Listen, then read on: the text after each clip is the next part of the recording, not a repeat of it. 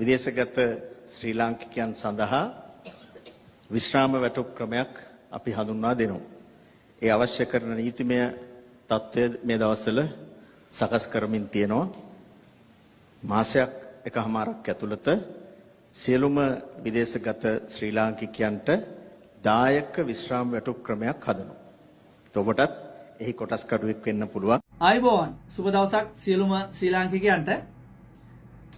අද අපි මතක් කරන්න යනවා අපේ සියලුම රටවිරුවන්ට සහ ලංකාවේ යම්කිසි කෙනෙක් රට යන්න බලාපොරොත්තු වෙමින් ඉන්නවනම් ඒ රට යන පවුලේ කෙනෙකුට පවා වැදගත් වීඩියෝ එකක් තමයි අද කතා කරන්නේ. හොඳට බලන්න, හැමෝටම දැනගන්න ෂෙයා කරන්න.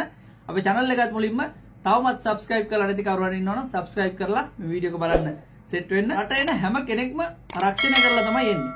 දැන් ওই රක්ෂණ ප්‍රතිලාභ ගන්න හෝ ගත්ත කෙනෙක් ඉන්නවද?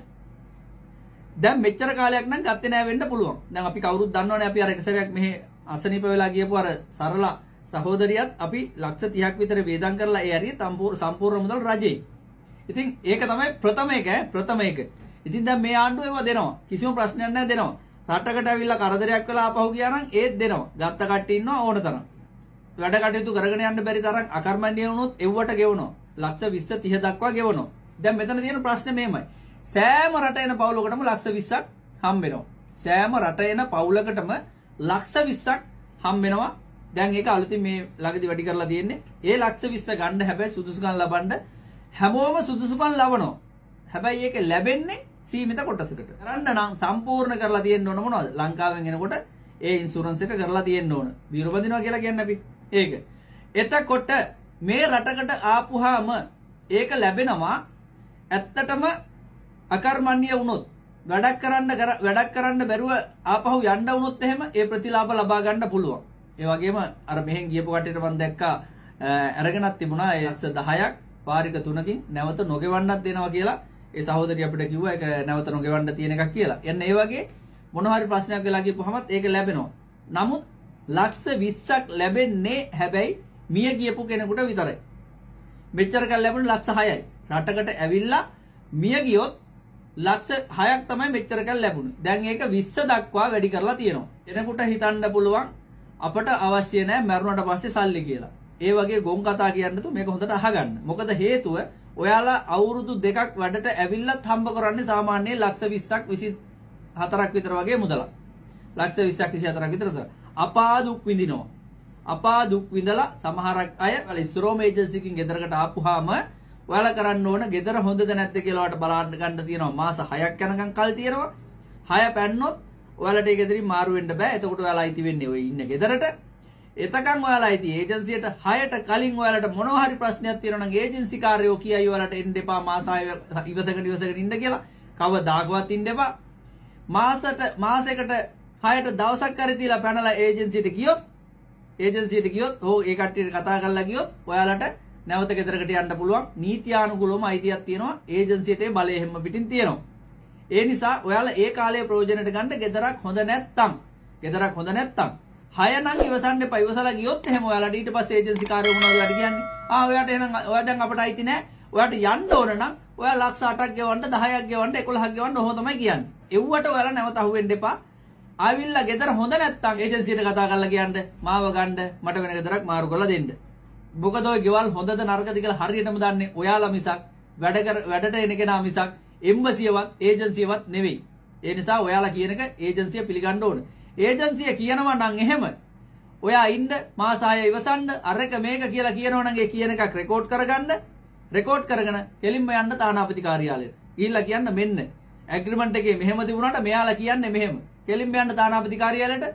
ඔයාලට අපි නම්බර දෙන්නම් විදේශ සේවා නියුක්ති කාර්යාංශේ. ඒකෙනුත් සිද්ධ වෙන්නේ නැත්තම් ජනාධිපති ලේකම් කාර්යාලයේ අපි නම්බර දෙන්නම්. කෙලින්ම දාන්න ඒජන්සියේ කාඩ් එකත් එක්කම ඒ කියන කෙනාගේ නමත් එක්කම රෙකෝඩ් කරලා දාන්න මෙන්න මාස 6ක් අපිට වග කියනවා මෙයාලා අපිට මෙහෙම කියනවා. බය නැතුව දාන්න. අපි දෙන්නම් නම්බර. එහෙම ගිහිල්ලා ඒක ඇතර මාරු කරගන්න. කරදරයක් තියෙනවා නම් මැරෙන්න එපා. අපි කියන්නේ නැහැ මැරිලා උඹලා ගිහිල්ලා ලක්ෂ 20 ගනින්න කියලා අපි කියන්නේ නැහැ. මැරෙන්න එපා. පනින්න එපා. තට්ටු වලින් පනින්න එපා. ඒවා විසඳ ගන්න ඕන තරම් ක්‍රම තියෙනවා. එම්බසිය තියෙනවා. එම්බසියට යන්න ඒජන්සියෙන් පිටක් නැත්තම් ওই මාස 6 ඇතුළත. මාස 6න් එයාලට ගැලවෙන්න පුළුවන් ඒජන්සි එකකින් ඔය ආපසු ගෙවන මුදල විතරයි. ආම් පුතාට නැවත ගෙවන මුදල තියෙනවනේ. ඒ මුදලට විතරයි යාලා වග කියන්නේ නැද්ද? නැත්තම් ඔයාලට මුළු ගෙනල්ලා තියෙන අවුරුදු දෙක පුරාම යාලා වගකීම දරන්න ඕන. තානාපති කාර්යාලයට උන්ට ඔයාලා ගියොත් මාස 6 ඉවර කියලා නෑ. එම්බසියෙන් ඒජන්සියෙන් ගෙන්නනවා. එම්බසියෙන් කතා කරලා ඒජන්සිය ගෙන්නනවා. ගෙනල්ලා ප්‍රශ්න වලට කතා කරනවා. ඉදිරිපත් කරනවා මේ නීතිය කියන එක තේරුම් ගන්න. ඔයාලා නීතිය කියන එක දන්නේ නැති නිසා ඔයාලට ඇවිල්ලා අර එයාලා නීති හදාගත්ත නීති මාස 6ක් යනකම් මාරු කරන්න බෑ. මාස 6ක් යනකම් මුකුත් කරන්න බෑ. ඔහොම කියලා සම්දර්ශන දානවා. මොකද ඔයාලා මුකුත් දන්නේ නැහනේ. හැබැයි උන් දන්නෙත් නැහැ. උනුත් මේ රටට බහුතරයක් ඇවිල්ලා තියෙන ඔය ඒජන්සි කරණේව කද්දාම වෘත්තියට ආපුවුන් කියලා උන්ට අමතක වෙලා තියෙනවා. ඔය ලක්ෂ 20 ගන්න ඔයාලට මොනවා හරි දෙයක් වුණොත් ඒකට ඔයාලට ගන්න පුළුවන් ඉන්නේ ඔය අවුරුදු දෙක ඇතුළත විතරයි. හොඳම උදාහරණය මම කියන්නකෝ. දැන් අර සරලා සහෝදරිය මැරුණනේ. ඒ මැරුණ වෙලාවේ මැරෙන්න කලින් මෙහෙන් අපි ඇරියේ. ඒ අරිනකොට එයාගේ අවුරුදු දෙක ඉවරලා තිබුණේ නැහැ.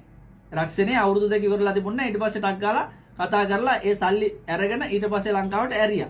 නමුත් මැරෙනකොට මෙයා මැරෙන මොහොත වෙනකොට එයාගේ කාලය ඉවරයි. මැරෙන මොහොත වෙනකොට එයාගේ කාලය ඉවරයි. ඒ නිසා යාට ලැබෙන්න තිබුණ ලක්ෂ 20 ලැබුණේ නැහැ නීතියානුකූලව. හරිනේ ඉතින්. ඕනම දෙයක් එහෙමනේ. ඒක කාලේ ඉවර නම් රක්ෂණයේ කාලේ අවුරුදු දෙකයි තියෙන්නේ. ඉන්න රටේ එම්බසියට ගිහිල්ලා ඔයාලා වැඩිපුර කාලයක් ඉන්නවා නම් එම්බසියට ගිහිල්ලා ඒ රක්ෂණය කරගන්න. ඒ රක්ෂණය ගිය රුපියල් 3000 ගණන් යන්නේ ඔකට. ඒ රක්ෂණය කරගන්න. ඒ රක්ෂණය කරගත්තට පස්සේ ඔයාලට ඒ ආරක්ෂාව ලැබෙනවා. ඇත්තටම අපිට කරදර එනවා කියනවා කියෙන්නේ නැහනේ. මේ රටවල් වලට ඇවිල්ලා කී දෙනෙක් මැරිලා තියෙනවද? කී දෙනෙක් උම්පල වෙලා තියෙනවද? කී දෙනෙක් අදරත් ඉස්පිරිතාලවල ඉන්නවද? අංශභාගය හැදිලා තියෙනවද? ආය නැවත වැඩ කරන්න බැරි තත්ත්වයටපත් වෙලා තියෙනවද? ඒ වගේ වෙලාවක ඕක ගොඩාක් වැදගත් වෙනවා. සත පහකට බය වෙන්න එපා. අනිවාර්යයෙන් ලැබෙනවා ඒ රක්ෂණය කරලා තියෙනවා.